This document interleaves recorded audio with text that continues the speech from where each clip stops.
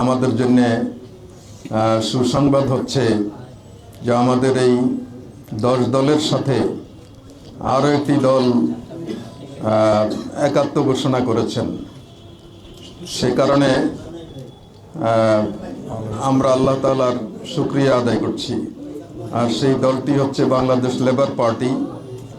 Labour পার্টির সভাপতি, কেন্দ্রীয় সভাপতি বা প্রেসিডেন্ট সহ ওনার দলের অনেক গুরুত্বপূর্ণ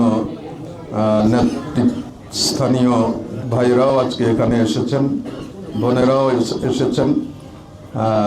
এই সুন্দর মিলন মেলায় তারা সকলে অংশগ্রহণ করেছেন।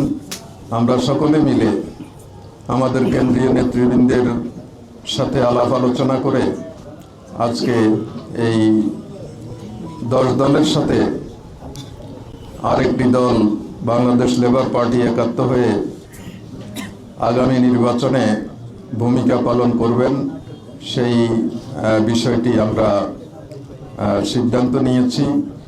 তো এটা আমাদের জন্য একটা বিরাট সৌভাগ্যের বিষয়